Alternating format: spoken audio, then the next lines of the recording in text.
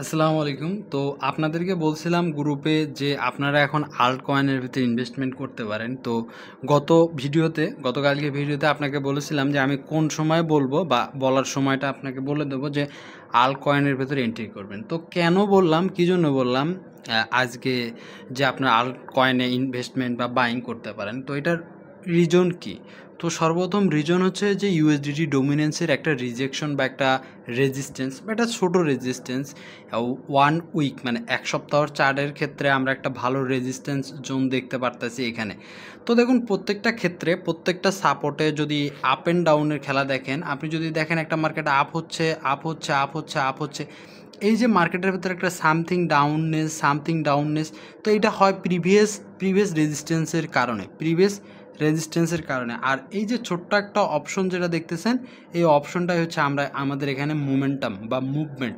যদি আপনি দেখেন তাহলে এখানে একটা রেজিস্ট্যান্স তো আমরা পাচ্ছি, যদিও বা ওয়ান ডে টাইম ফ্রেমে দেখলে আরও বড় মনে হবে, হয়তো এক সপ্তাহ চার্টে হয়তো তেমন দেখা যাচ্ছে না। তো এটা তো একটা বেসিক্যালিভাবে যদি আপনি দেখেন তাহলে এটা একটা রেজিস্ট্যান্স, টোটালিভাবে পুরোটাই একটা ভালো রেজিস্ট্যান্স হিসেবেই আমি মনে করতেছি যে ভাই কাজ করবে আমাদের জন্য। এটা একটা টোটালটা একটা রেজিস্ট্যান্স। সো এই কারণে আমরা এখানে একটা বাইং করতে পারি। এবং নর্মালিভাবে যদি আপনি দেখেন এখানে এটা ছোট, এটা বড় না, বিশাল না। আপনি যদি এই জোন থেকে এই জোনের একটা কম্পারিজন দেখেন তাহলে দেখবেন যে ভাই এইখানে আবারও একটা ভালো 70% বা 30% যদি রেজিস্ট্যান্স মানে কি রিট্রেসমেন্ট হয় তাহলে আমরা এখানে পেয়ে যাব। তো মোরাল অফ দ্য কথা, এখানে আরও একটা কথা রয়েছে যে আমরা কেন এই যে জোনটা রয়েছে বা এই লাইন আপটা কেন রেজিস্ট্যান্স হিসাবে দেখতেছি। শুধুমাত্র এখানেও একটা আছে, এখানেও আছে, এখানেও আছে। ওকে, আমরা এখানে 3টা জোন পাচ্ছি। যদি আপনি একটু ফিবোনাচি ড্র করেন যে এই টপ থেকে এই বটম অবধি, তাহলে আপনি দেখবেন যে এখানে 70% কিন্তু একটা বড় জোন ক্রিয়েট করতেছে। এটা আপনি ভালোই জানেন যে 70% 80%-এর ক্ষেত্রে কিন্তু একটা ভালো রিজেকশন আসে। সেক্ষেত্রে 2-3টা অপশন মিলে আমরা এখানে একটা ছোট্ট একটা রিজেকশন পেতে পারি। তো এই যে রিজেকশন আপনারা পাবেন, এই ক্ষেত্রে আল্ট মার্কেটের ভেতরে একটা মোমেন্টাম ক্রিয়েট হবে। এটা খুব বড় হবে না, ছোট হবে। কিন্তু আরেকটা কথা আপনাকে ক্লিয়ার করে দিচ্ছি, তা হচ্ছে যে সবথেকে ভালো বা সবথেকে সেরা ইনভেস্টমেন্ট জোন কোনটা হইতে পারে। এইটা একটা ছোট জোন। ধরেন আপনি একটা চান্স পাচ্ছেন যেখানে অপরচুনিটি বা কোনো কিছু করতেছেন, সেখানে অপরচুনিটি কত পার্সেন্ট, 100%-এর ভেতর হয়তো 30%। সো এইটাই ধরেন এখানে 30%, অ্যান্ড এইটা একটা হচ্ছে 50% অ্যান্ড এই যে জোনটা রয়েছে 8.20 50, এইটা হচ্ছে 90%। অ্যান্ড এর উপরে যদি আপনি দেখেন তাহলে 9% বা 9.5 এরকম, 9 হ্যাঁ এরকম ধরেন, আপনি 9%-এ আমি ধরলাম।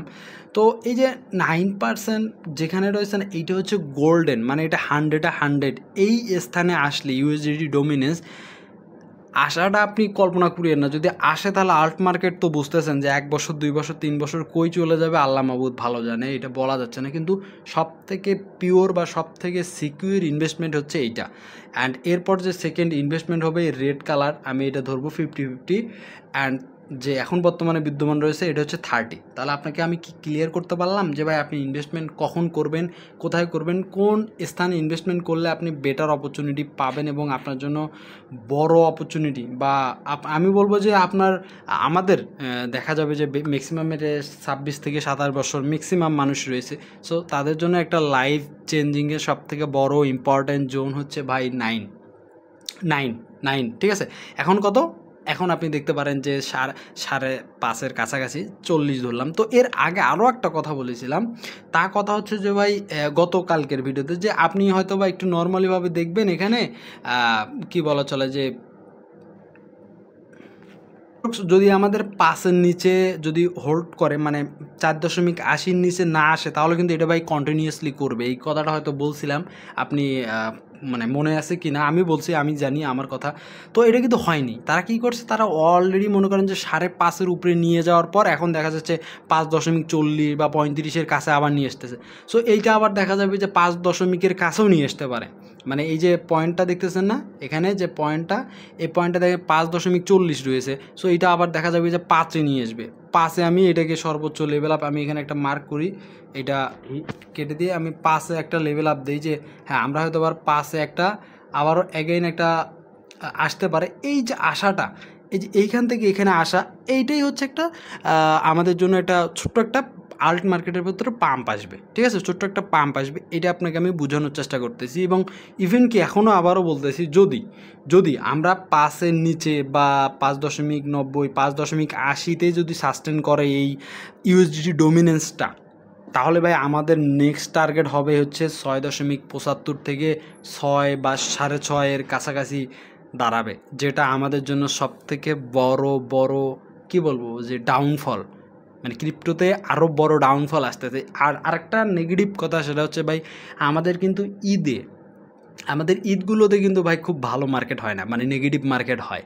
আমি মানে এটা আপনাকে অগ্রিম কথা বলে রাখতেছি যে ভাই, আমাদের যে সামনে ঈদ আছে 1 মাস পর, দেখবেন যে 15-16 রোজার পরবর্তীতে আপনি মার্কেটের ভেতর আরও নেগেটিভ ফল দেখতে পারবেন। তো আরেকটা কথা, বিডিসি মার্কেটে এখন আপডেট একটা দেই। বিডিসি মার্কেটের সাথে তো আর্ট মার্কেটের বর্তমানে মানে বিন্দুমান হচ্ছে না, মেলামেশা হচ্ছে না। তো এই কারণে তো বাচ্চা কাচ্চা হচ্ছে না। মেলামেশা যদি হইতো তাহলেই তো বাচ্চা কাচ্চা হইতো।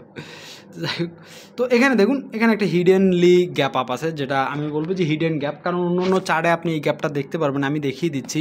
তো এখন এই যে গ্যাপ আছে, এই যে লিকুইডিটি আছে, এই লিকুইডিটির আমি মনে করি 90%, 80% অ্যাজ এ লিকুইডিটি গ্যাপ করছে। এখান থেকে অবশ্যই বিটিসি মার্কেট পাম্প করবে ভাই। এই যে পাম্প করবে, এর সাথে আল্ট মার্কেটও নর্মাল পাম্প করবে, ঠিক আছে, এটা একটু দেখবেন। তবে এইটা যদি কন্টিনিউয়াসলি করতে চায় বা করতে হয়, তাহলে অবশ্যই কিছু না কিছু পাম্প হইতে হবে। দেন এরপর ডাউনফল ক্রিয়েট করার পর যে আপনার সর্বশেষ যে সাপোর্টটা 67 বা ভাই, আরেকটা কথা আপনাকে আমি বলতেছি যে ভাই, বিটিসি যেরকম 1 বছর 1.5 বছর পর $1.5 বা $2 লক্ষ বা $1.80 যাবে, তেমনই ভাই বিডিসিও ভাই মনে করেন যে 70-60-এ মার্কেট আসবে। এই দুইটা জিনিস আপনাকে আমি ক্লিয়ার করে বলতেছি যে এই দুইটা জিনিস আপনি দেখতে পারবেন। হ্যাঁ, আমরা চাইবো যেন খারাপ কিছু না হয়, কিন্তু খারাপ হয়ে যাবে। যখন মার্কেট এখানেই ছিল, আপনাকে এই যে মার্কেটের যে একটা হাইটা আছে, এটা আপনাকে এই সময় আপনাকে বলেছিলাম যে ভাই, এর পরবর্তীতে মার্কেট মেবি ভালো কিছু করবে না, ভালো কিছু করার অপরচুনিটি নেই। হ্যাঁ, তো ওই সময় আমি একটু জোর দিয়ে আপনাদেরকে বলতে পারিনি, কারণটা হচ্ছে যে অনেকে অনেক ধরনের পজিটিভ বলতেছে, এই কারণে আমরা যেহেতু ছোট বলতে পারি না।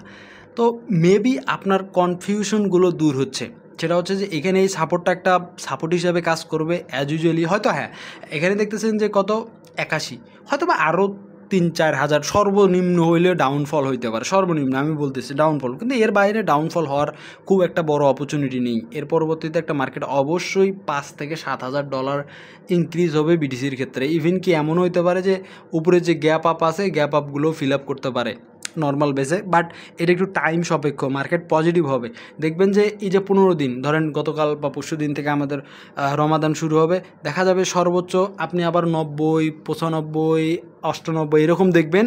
দেন এরপর যখন দেখবেন 16, 17, 18 রমজান শেষের দিকে দেখবেন আবার মার্কেট নেগেটিভনেস ক্রিয়েট করবে, ঠিক আছে।